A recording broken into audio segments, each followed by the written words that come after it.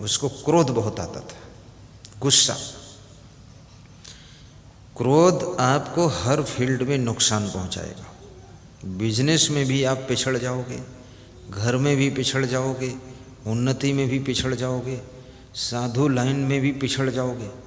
जिस साधु को ज़्यादा क्रोध आता है, कमंडल उठाए दूसरे साधु को बड़ी मार दी तो उसकी इमेज डाउन हो जाएगी ना।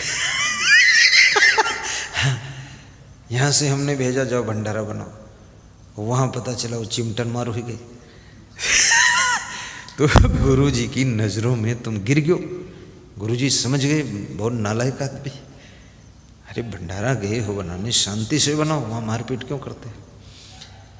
और ये क्रोध करने वाले कहीं सफल नहीं होते।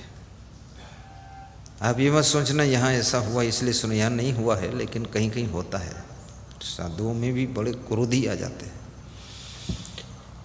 बिजनेस करोगे, दुकान पर बैठे हो, वहाँ भी गम खाना चाहिए। ग्राहक नाना प्रकार के मिलेंगे, तुम अकेले वही रहोगे। तुम्हारा एक ही मॉडल है, बैठे हो। हर ग्राहक अलग अलग। कोई आता है कहता है नमस्ते सेठ जी, तो तुम्हें सेठ बना दिए। कोई कहता है अरे ये ठगवा है, अब तो ठगवा बोल दी। अब तुम ठगवा नहीं हो तो दुख लग जाएगा तुम्हें, दुख लगेगा, गुस्सा भी लग सकती। ठगवा बोलो चाहे भगवा बोलो, हम जो हैं सो हैं। उससे यही बताना है कि आपके जो समझ में आए वो बोलो, ठीक है, लेकिन सामान ले लो, कोई बात नहीं। हाँ बोलो और सामान ले लो, जाओ। गम खाना पड़ेगा। जो व्यक्ति सह नहीं सकता है वो कहीं भी सुख नहीं पा सकता है, और जो दूसरों को धन्यवाद नहीं दे सकता वो किसी का सहयोग नहीं पा सकता है। और सहयोग करने वालों से जो प्रसन्न होकर बोल नहीं सकता है उसका भविष्य अच्छा नहीं है। और जो व्यक्ति अपने से बड़ों की डांट नहीं खा सकता है वो सुधर भी नहीं सकता है। और जो अपने माता पिता की कठोरता को बर्दाश्त नहीं कर सकता है वो कभी बहुत बड़ा महान बन भी नहीं सकता है। और जो गुरु के कड़े अनुशासन में गुजर नहीं सकता है वो कभी महान संत बन भी नहीं सकता है, न महान भक्त बन सकता है। कितने लोग हैं उसके पास बैठते हैं जो उनको कुछ नहीं कहता है, कुछ बोलता नहीं है। चाहे ताश खेलो, चाहे जुआ खेलो, चाहे माटी खाओ, चाहे गोबर खाओ, चाहे दारू पियो, बोलता कुछ नहीं, बस ठीक। कहते हैं अरे बिल्कुल देवता हैं, बहुत सीधे हैं, कुछ गलत नहीं, बड़े सिद्ध हुआ। उसकी प्रशंसा भी लोग करते हैं। क्यों? क्योंकि न डांटता है, न फटकारता है, न कुछ बोलता है। जो करते हैं आप वो करने देता है, तो लोग कहते हैं बहुत अच्छे हैं, इतने सीधे हैं, गाय से भी अधिक सीधे हैं, और देवी देवता भी कोई इनके मुकाबले में सीधा नहीं है। अब इस तरह का अगर आपका गार्जियन है बिल्कुल ऐसा, तो समझ लो 99% उम्मीद है उसके साथ में तुम्हारी ज़िंदगी बर्बाद हो सकती है। क्योंकि एक छोटे से पौधे को बचाने के लिए कांटों की बाड़ लगानी पड़ती है। लगानी पड़ती कि नहीं पड़ती? फसल को बचाने के लिए कांटों की बाड़ लगानी पड़ती। तो जो माता पिता, गुरु, गार्जियन, संरक्षक अनुशासन की बाड़ नहीं लगा रहे हैं, आवारा खुल्लम खुल्ला है, तो फसल तो नष्ट कर देंगे सब जंगली जानवर ही। आपकी जिंदगी रूपी फसल को आपकी बुराइयों के जानवर ही नष्ट कर डालेंगे। इसलिए पर ये अनुशासन बस 60 साल तक कीजिए, फिर आप शांति रखो। किसी और को अनुशासन सौंपो, घर में ट्रांसफ़र कर दो।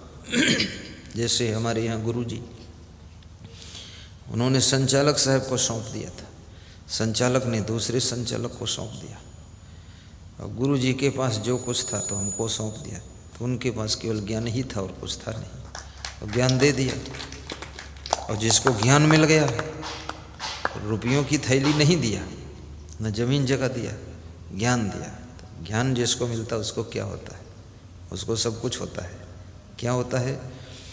जाही के विवेक ज्ञान ताही को कौशल जान, जाही और जाई ताको ताही और सुख है। अब मैं जिस ओर जाता हूँ, चाहे बिहार की ओर जाऊँ, चाहे झारखंड जाऊँ, हिमाचल जाऊँ, चाहे एमपी तरफ जाऊँ, चाहे यूपी में रहूँ, जिधर जाऊँ उधर सब हमको प्रेमी मिलते हैं और प्रेम देते हैं, तो हम बहुत सुखी हैं। ऐसा विवेक ज्ञान दिया उन्होंने, और सबसे ज़्यादा हमने ही लिया। अब गुरु तो देता है, मेघ तो बरस रहे हैं, सूरज तो उजाला दे रहा है, फूल खुशबू दे रहा है, प्रकृति सौंदर्य दे रही है, लेकिन तुम आँख मूंद लो, कान मूंद लो, देखो ही मत, लो ही मत, तो उनकी क्या गलती। तो गुरु तो सबको देता है, लेकिन लेता कौन कितना है, ये बड़ी सोचनी बात है। ले कौन कितना पाता है। मोबाइल के यूट्यूब में प्रवचन तो आता है, सुनता कौन है, और कितना सुनता है, और कैसे सुनता है। वो अहमदाबाद वाले गुजरात के भक्त बता रहे थे कि जब भोजन बनाते हैं तो किचन में सामने खिड़की है, तो उसी खिड़की के पास में मोबाइल रख लेते, तो थोड़ा सुनाई कम पड़ता था, तो साउंड से सेटिंग कर दिया स्पीकर से, तो सुनाई पड़ता है। बोलते रोटी बनाते जाते हैं, आपका प्रवचन सुनते जाते हैं। बोले ऐसा प्रवचन का रस लगा है। एक हमारे साथ वो साधु बैठा हो, वो बोल रहा था कि हम तो पगड़ी बांध के रूमाल खोपड़ी में बांध ले रहे मोबाइल, तो घर में काम करना पड़ता था थोड़ा खेती बाड़ी का, तो खोपड़ी में बंधा है और बजता रहता था, प्रवचन सुनते रहते थे। और सुनते सुनते आपके पास आ गए, तो प्रयाग कुंभ में वो आया था। बोला अब ये खोपड़ी वहाँ न जाए तो ठीक है, यहीं रहे खोपड़ी, जो कुछ खोपड़ी आउट करेंगे तुमसे न करिए।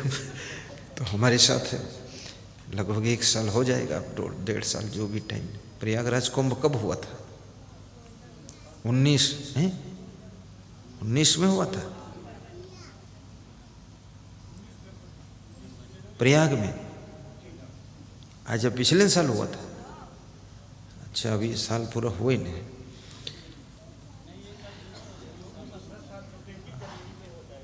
अच्छा, जनवरी में 2 साल हो जाएगा।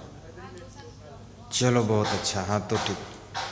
तो ऐसे मोबाइल में प्रवचन, तो गुरु तो ज्ञान की वर्षा कर रहा है, मेघ जल की वर्षा कर रहे हैं। अपनी अपनी प्यास बुझा सकते हो, तृप्ति ले सकते हो, और गुरु की ज्ञान का प्रचार प्रसार भी करना चाहिए। हो सकता है किसी और एक आत्मा को शांति मिल जाए। रोज़ संकल्प ले लो, 10 लोगों को बताऊंगा और 10 लोगों के मोबाइल में सब्सक्राइब कर दूंगा गुरुदेव का प्रवचन, और सुना भी दूंगा उनको। 10-50 लोगों को। प्रचारक भक्त बनो, डेड बॉडी मत बनो, घबराए हुए भक्त मत बनो, डरे हुए कि चुपके से प्रवचन सुन रहे हैं, कोई जान पाएगा प्रवचन सुनते न जाने क्या कहेगा, क्या कहेगा। अरे वो चोट्टा फिल्मी गीत सुन रहा है, हम उसको खुद कह देंगे, वो हमें क्या कहेगा। तो ऐसा संकोच नहीं करना है, निर्भयता के साथ भक्ति करो। और लोग अगर प्रश्न करते हैं तो उनको जहाँ तक हो सके सटीक उत्तर भी दे दो, सटीक उत्तर दे दो। हमसे एक एजेंसी के मालिक ने कहा, आज के लगभग 20 साल पहले, कहा भगवान ने सब चीज़ बनाई है, अगर इसका प्रयोग नहीं करोगे, भगवान के दरबार में जब जाओगे मर के, तो भगवान नाराज़ होगा कि हमारी बनाई हुई दुनिया में तुमने तो कुछ किया ही नहीं। तो हमने कहा भगवान ने जो सब चीज़ बनाई है, भगवान ने जहर भी बनाया है, फिर वो भी तो बना है, तो इसका प्रयोग कब करोगे तुम। तो मेरी ओर देखने लगा। तो उसका मैनेजर बोला, महात्मा से तर्क वितर्क मत कर, अपनी दुकान चला फालतू, ये ऐसा महात्मा है जवाब पूरा दे देगा तेरे को, तू चाहे जितना धनवान है। 2-3 उत्तर मैंने दे दिया उसको, बस फिर वो चुप हो गया। भगवान ने माटी बनाई तो क्या माटी खाओ? यहाँ तो सब चीज़ है, जहर भी है, अमृत भी है। चुनाव हमें आपको करना है, दूध भी है, दारू भी है, चुनाव हमें आपको करना है। बुराई भी है, अच्छाई भी है, चुनाव हमें तुम्हें स्वयं करना है। क्या लेने योग्य है, क्या त्यागने योग्य है। रामायण में पढ़कर देखो, वहाँ भी सब चीज़ प्रयोग करने के थोड़े बताई गई है। मांस मछली अंडा नशा शराब का त्याग कीजिए, जुआ का त्याग कीजिए। और उदाहरण भी दिया है कि युधिष्ठिर ने जुआ खेला तो सब बर्बाद हो गए।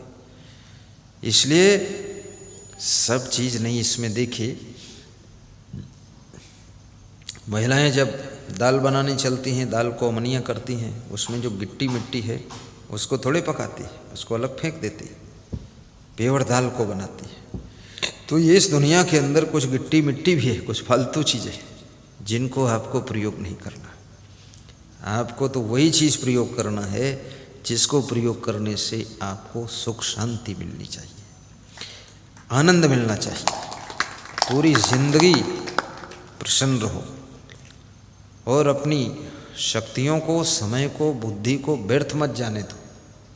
कुछ काम करो, कुछ काम करो, न रहो न निराश करो मन को, कुछ नाम करो।